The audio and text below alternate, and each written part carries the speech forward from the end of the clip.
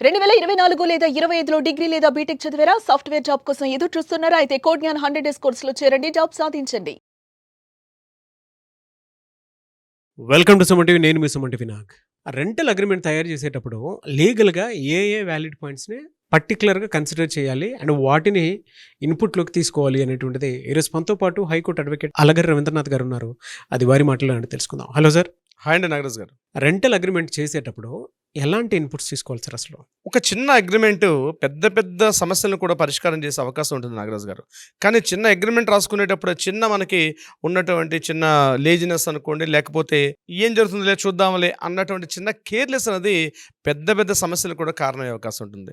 జనరల్‌గా రెంట్ తీసుకున్న వాళ్ళు కావచ్చు, లేకపోతే తమ ఇళ్ళని ప్రాపర్టీని రెంట్‌కి ఇచ్చేటప్పుడు కూడా ఆ ఇద్దరు కూడా రెంట్ ఇచ్చేవాళ్ళు, రెంట్ తీసుకున్న వాళ్ళు అంటే లెజీ ఇద్దరు కూడా లేదా రెంట్‌కి దిగుతున్న పర్సను, రెంట్‌కి ఇస్తున్న పర్సను, లేకపోతే లీజుకి ఇస్తున్న పర్సను, లీజుకి తీసుకున్న పర్సన్, వీళ్ళు చిన్న చిన్న తప్పిదాలు ఏమవుతాయంటే తర్వాత వచ్చే న్యాయపరమైన సమస్యలకి చాలా పెద్ద కారణాలు అయిపోతుంటాయి నాగరాజు గారు. చిన్న నెగ్లిజెన్సీ ఏముందిలే రిటర్న్గా తీసేసుకుంటే సరిపోతుంది కదా అని రోడ్లో మార్కెట్లో ఒక రెగ్యులర్గా ఒక జనరల్ ఫార్మేట్ ఉంటుంది. ఆ జనరల్ ఫార్మేట్ ఎలా ఉంటుంది అంటే మార్కెట్లో జరిగే డాక్యుమెంట్ రైటర్ దగ్గరికి వెళ్ళి ఒక స్టాండర్డ్ ఫార్మేట్ అడిగితే వాళ్ళు ఒక 2 పేజీలు ఇస్తారు. ఎవరు ఇస్తున్నారు, ఎవరు తీసుకుంటున్నారు, ఎంత అమౌంట్, ఈ ఒక 4-5 కంటెంట్స్ పెట్టేసుకొని కొట్టేసుకుంటే సరిపోతుంది కదా, ఇచ్చేసి సరిపోతుంది కదా అన్నటువంటి ధోరణిలో చాలామంది ఉంటారు. కానీ తరువాత వచ్చే సమస్యలకి చాలా భారీ మూల్యం చెల్లించుకుంటారు. నేను ఎందుకు ఈ మాట చెప్తుంటే రీసెంట్గా నాకు ఒక క్లయింట్ వచ్చారు. ఆ క్లయింట్ ఎల్బీ నగర్లో తన కమర్షియల్ ప్రాపర్టీని ఆయన ఇవ్వడం జరిగింది. ఆయన కమర్షియల్ ప్రాపర్టీని మొత్తం చక్కగా లీజు డాక్యుమెంట్ రాసుకున్నారు. కానీ ఆయన అనుకున్న కారణాలు ఇచ్చే ఎవరైతే ఆ లీజుగా తీసుకున్న పర్సన్ గడచిన ఒక 6 months నుంచి రెంట్ పే చేయడం మానేశారు. రెంట్ పే చేయకపోతుంటే పెద్దని ఏజ్ కూడా 72 సంవత్సరాల వయసు. ఈయన ఏం చేస్తున్న పిల్లలందరూ ఎక్కడో సెటిల్ అయిపోయారు. ఆయన ఆ ప్రాపర్టీ రెంట్ ఇవ్వమని చెప్పి అడిగితే ఒక 2 బౌన్సర్స్ని పెట్టి ఆయన అక్కడ ఇంకొకసారి ఈ ప్రాంతానికి నా ఇష్టం వచ్చినప్పుడు రెంట్ ఇస్తాను, నువ్వు మళ్ళీ ఈ పరిస్థితికి రావద్దు, బయటకు నడని చెప్పి ఆయన దబాయింపుగా కొంత దాదాగిరి చేసి ఆ ఓనర్ని బయటకు నెట్టేసేవాడు. అయితే రెంట్ కూడా బారేసుకున్నారు, అగ్రిమెంట్ కూడా బాగానే ఉంది. కానీ ఆ రెంట్కి దిగిన పర్సన్ మాత్రం అతను దాదాగిరి చేసి ఏం చేసుకుంటూ చేసుకో, నా దగ్గర డబ్బులు లేదు, ఇచ్చినప్పుడు ఇస్తా అని చెప్పి ఆయన్ని కాస్త ఒక 7 నుంచి ఇబ్బంది పెడతా ఉన్నాడు. అలా అని చెప్పి పోలీస్ స్టేషన్కి వెళ్ళి కంప్లైంట్ చేద్దామంటే ఇది సివిల్ మ్యాటర్ అండి, మేము ఇంటర్ఫియర్ కాకూడదని చెప్పి పోలీసులు కూడా కేసు ఫైల్ చేయడం అవకాశం లేదు. అయితే ఆయన ఒక అడ్వకేట్ దగ్గరికి వెళ్ళారు, లీగల్ నోటీస్ పంపిస్తామంటే ఆ అడ్వకేట్ ఒక లీగల్ నోటీస్ పంపిస్తే ఆ లీగల్ నోటీస్ కూడా బుట్ట దాఖలు చేసి పడేసాడు ఆయన. ఇంకొక అడ్వకేట్ దగ్గరికి వెళ్ళారు, ఆ అడ్వకేట్ కూడా ఇచ్చిన నోటీస్ని కూడా బుట్ట దాఖలు చేసేసాడు ఆయన. నా దగ్గర క్లయింట్ వచ్చి మాట్లాడడం జరిగింది, సార్ ఇట్లాంటి ప్రాబ్లం వచ్చింది, ఏం చేయమంటారు సార్ అంటే నేను కూడా లీగల్ నోటీస్ రాద్దాం సార్ అని చెప్పాను. అంటే వద్దు సార్, లీగల్ నోటీసులు చాలా సఫర్ అయిపోతున్నాం, అసలు ఇదే ప్రాబ్లం అవుతుంది, ఆయన ఏదో రకంగా వేకెంట్ చేయాలి సార్ అని, నీకు ఎవిక్షన్ సూట్ వేయాలి. ఎక్కడ వేయాలి ఎవిక్షన్ సూట్? సిటీ సివిల్ కోర్టులో ఎవిక్షన్ సూట్ వేయాలి సార్. ఎవిక్షన్ సూట్ వేసుకుంటే అతను వేకెంట్ చేస్తాడు.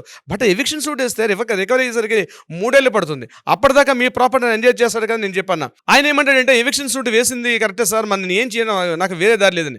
అప్పుడు నేను చెప్పాను ఆయనకి, మీరు ఏదేదో రాసుకున్నారో రెంటల్ అగ్రిమెంట్ తీసుకొని రండి సార్ అని చెప్పాడు ఆయన. ఆ రెంటల్ అగ్రిమెంట్ తీసుకొస్తే అంతా పూర్తిగా తప్పులు తడకగా ఉంది.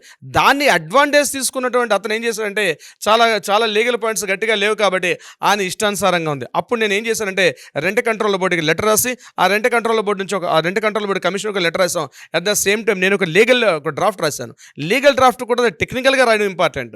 ఎప్పుడైతే లీగల్ డ్రాఫ్ట్ సివిల్ మ్యాటర్ నుంచి కాస్త క్రిమినల్ కేసులకు ఎప్పుడైతే టర్న్ చేసి రాసామో ఇమీడియట్గా నోటీస్ అందుకున్న 3 రోజు నాడే ఇమీడియట్గా వేరే అడ్వకేట్తో మళ్ళీ రిప్లై లీగల్ నోటీస్ పంపించాడు, సార్ నేను ఈ మంత్ ఎండింగ్ కల్లా వేకెంట్ చేసి ఈ ప్రాపర్టీ నుంచి వెళ్ళిపోతున్నాడు సార్ అని చెప్పి. అంటే పెద్ద సమస్య యాక్చువల్గా కోర్టులోకి వెళ్ళి ఎవిక్షన్ సూట్ వేసి అమౌంట్ రికవరీ సూట్ వేసి ఆ 2 సమస్యలు లేకుండా జస్ట్ ఒక లీగల్ నోటీస్ ద్వారా కూడా అతను వేకెంట్ చేసిన ఎగ్జాంపుల్ కూడా నా దగ్గర ఉంది.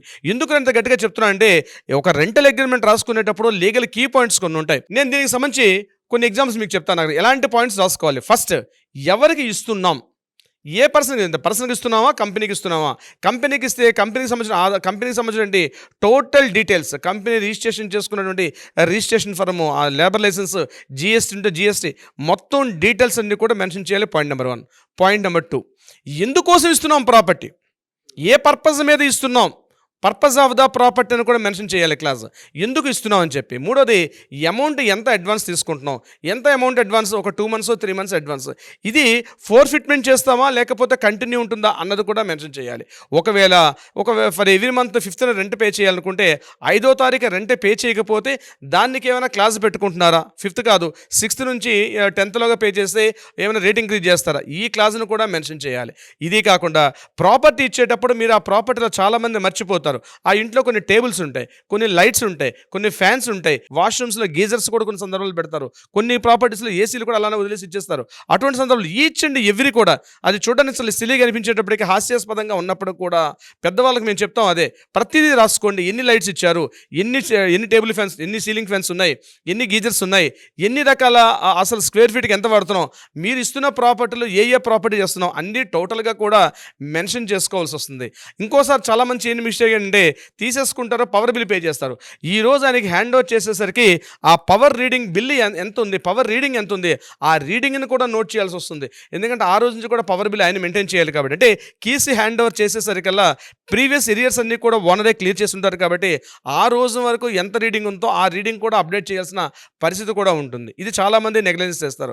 ఇకపోతే మెయింటెనెన్స్ ఎవరు ఇవ్వాలి అంటే వాటర్ మెయింటెనెన్స్ ఎవరు, కామన్ కారిడార్లో లైటింగ్ ఎవరు చూడాలి, లిఫ్ట్ ఉంటే లిఫ్ట్ మెయింటెనెన్స్ ఎవరు చూడాలి, కింద జనరేటర్ పనిచేస్తే జనరేటర్ యొక్క మెయింటెనెన్స్ ఎవరు పే చేయాలి, లేకపోతే కామన్గా ఉన్నటువంటి 4-5 పోర్షన్స్ ఉంటాయి, ఎవరెవరు ఎంత షేర్ చేసుకోవాలి, దాంట్లో ఓనర్ పే చేయాలా లేకపోతే ఇది ఇతను పే చేస్తాడా, ఆ అమౌంట్ కూడా క్లియర్గా మెన్షన్ చేసుకోవాలి. ఇంక్రీజ్ చేసే ఎన్హాన్స్మెంట్ ఎంత చేస్తున్నాం మనం, ఎవ్రీ ఇయర్ 10% ఇంక్రీజ్ చేస్తున్నామా లేకపోతే ఎంత చేస్తున్నామని కూడా రాసుకోవాలి. మన ఆంధ్ర తెలంగాణలో ఉన్నటువంటి రెంట్ కంట్రోల్ బోర్డు యాక్ట్ ప్రకారం 10 to 15% మించి మనం చేసుకునే అవకాశం లేదు. ఇకపోతే మీరు ఎక్కువగా రాసుకునేటప్పుడు 11 months మాత్రమే రాస్తారు. ఎందుకు 11 months రాస్తారు అంటే 11 months రాస్తే 11 months బిఫోర్ రాసుకుంటే ఆ ప్రాపర్టీకి ఏదైతే ఉందో రిజిస్ట్రేషన్ చేయాల్సిన అవసరం లేదు, అంటే స్టాంప్ డ్యూటీ కట్టాల్సిన అవసరం లేదు కాబట్టి మాత్రమే 11 months బిలో రాసుకుంటారు. ఒక్కోసారి మీరు 3 months కూడా రాసుకోండి సార్, 3 years కూడా రాసుకోండి, 4 years కూడా రాసుకోండి. బట్ దానికి ఏంటంటే ఆ డాక్యుమెంట్ రిజిస్ట్రేషన్ చేస్తేనే వ్యాలిడిటీ. ఒకవేళ మీరు 3 years పాటు మెన్షన్ చేసి ఆ డాక్యుమెంట్ రిజిస్ట్రేషన్ చేయకపోతే ఆ డాక్యుమెంట్కి వ్యాలిడిటీ ఉండదు. సో గవర్నమెంట్ రూల్స్ ప్రకారం, లా రూల్స్ ప్రకారం బిలో 11 months 12 months ఎందుకు రాస్తారంటే బిలో 11 months రాసుకున్న ఒకవేళ రిజిస్ట్రేషన్ చేయకపోయినా దానికి వ్యాలిడిటీ ఉంటుంది. ఎందుకంటే రిజిస్ట్రేషన్ ఛార్జెస్ గవర్నమెంట్ పే చేయాలి. ఆ రిజిస్ట్రేషన్ ఛార్జెస్ ఎవరు పే చేయాలి? ఇంకోటి ఒకవేళ మెయింటెనెన్స్ పర్ స్క్వేర్ ఫీట్ ఉంటే పర్ స్క్వేర్ ఫీట్ ఎంతెంత మనం మెయింటైన్ చేయాలి. ఇలా లీగల్ పాయింట్స్ అని థరోగా కంప్లీట్గా ఉంటాయి. కొన్ని సందర్భాల్లో ఆ ప్రాపర్టీ కమర్షియల్ ప్రాపర్టీ అయితే ఇంతకుముందు ప్రాపర్టీ ట్యాక్స్ కొంతమంది ఓనర్స్ ఏం చేస్తారంటే ఆ ప్రాపర్టీ మేము మీకు హ్యాండ్ ఓవర్ చేస్తాం కాబట్టి రెంట్తో పాటు పవర్ బిల్తో పాటు maintenance at the same time అక్కడ ఆ ప్రాపర్టీకి మేము చేస్తున్న ప్రాపర్టీ ట్యాక్స్ కూడా టెనెంట్సే పే చేయాలని చెప్పి కూడా ఒక క్లాజ్ రాసుకుంటారు. ఆ ప్రాపర్టీ ట్యాక్స్ ఓనర్ పే చేస్తాడా లేకపోతే టెనెంట్ పే చేస్తాడా, ఈ పాయింట్స్ కూడా క్లియర్గా రాసుకోవాల్సి వస్తుంది. అంటే ఒక డాక్యుమెంట్ క్లియర్ కంపోజింగ్ తోటి క్లియర్ ఇష్యూస్ రాసుకోవాలి. ఒకవేళ ఇష్యూస్ జరిగినాయి అంటే ఒక ఇయర్ క్యాలెండర్లో కంటిన్యూ ఒక 3 months కంటిన్యూ పే చేయకపోతే అది ఎవరు పే చేయాలి, అంటే ఆయనకి ఎవిక్షన్ ఎలా వేకెంట్ చేయాలి, ఏ జ్యూరిస్డిక్షన్కి ఎందుకు వస్తుంది, ఆ పాయింట్ కూడా క్లాస్ మెన్షన్ చేయాలి. ఇలా ఈచ్ అండ్ ఎవ్రీ పాయింట్ అంటే ఒక ప్రాపర్టీని మనం ఇస్తునేటప్పుడు ఎలా ఇవ్వాలంటే లీగల్గా కొన్ని పాయింట్స్. చాలామంది ఏమనుకుంటారంటే ఓనర్ దగ్గరకు చెడతారు, సార్ మొత్తం నాకు సపోర్ట్గా రాసేయండి సార్ నాకు కావాల్సినట్టుగా అని కొంతమంది అంటారు. కొంతమంది రెంట్కి తీసుకున్న వాళ్ళు వస్తారు, సార్ మేము ఓనర్తో రెంట్ తీసుకుంటున్నాం సార్ ఒక అగ్రిమెంట్ రాయండి సార్ అంటారు. సార్ ఓనర్ కాకుండా నేను టెనెంట్ కాబట్టి నాకు కొన్ని రైట్స్ ఉంటాయి, నా సపోర్టింగ్ పాయింట్స్ రాయమంటారు. గుర్తుపెట్టుకోండి, మీకు సపోర్ట్గా లేకపోతే ఇచ్చే వాళ్ళకి సపోర్ట్గా తీసుకున్న వాళ్ళకి సపోర్ట్గా చట్టం ఉండదు. చట్టం ఇద్దరికీ సామరస్యపూర్వకంగా ఉంటుంది. సో లీగల్ పాయింట్స్ చాలా ఇంపార్టెంట్. అక్కడ దానికి తగ్గట్టుగా ఉంటేనే లీగల్ వ్యాలిడిటీ ఉంటుంది తప్పించి ఏదో నేను ఇస్తున్నాను కాబట్టి నాకు సపోర్ట్గా మొత్తం రాసుకుంటే ఆ డాక్యుమెంట్ చెల్లదు.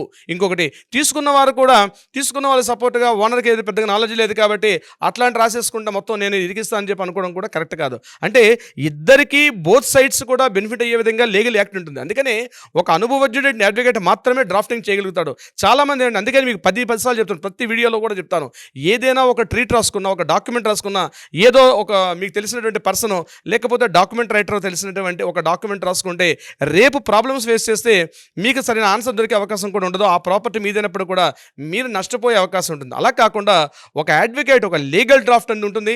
లీగల్ డ్రాఫ్ట్ ఏం చేస్తుందంటే బోత్ పార్టీస్ కూడా ఏది మంచిది ఏది చెడ్డది, ఇది రాయొచ్చా ఇది రాయకూడదా, ఇలా రాస్తే వీళ్ళకి సేవ్ అవుతుందా లేకపోతే వాళ్ళకి సేవ్ అవుతుందని కాదు, బోత్ సైడ్ సేవేడ్గా రెంట్ కంట్రోల్ బట్టి యాక్ట్ ఏం చెప్తోంది, యాక్ట్కి అనుగుణంగా యాక్ట్ని పూర్తిగా బేరేక్ట్ చదువుతారు కాబట్టి బేరేక్ట్ ప్రకారంగా రెంట్ కంట్రోల్ ఒక డాక్యుమెంట్ రాయాల్సి వస్తుంది. అంటే ఒక డాక్యుమెంట్ రాసేటప్పుడు ఇన్ని ప్రికాషన్స్ తీసుకోవాలి. అందుకే స్టార్టింగ్లో మీకు చెప్పాను, ఒక చిన్న డాక్యుమెంట్ ఒక పెద్ద సమస్యకు కూడా పరిష్కారం చూపించే విధంగా ఉంటుంది. అందుకే ఒక డాక్యుమెంట్ రాసుకోవడం చాలా చాలా వెరీ మోస్ట్ ఇంపార్టెంట్ నాగరాజ్ గారు. కానీ ప్రతి ఒక్కరికి కావాల్సినటువంటి వీడియో సార్ అది.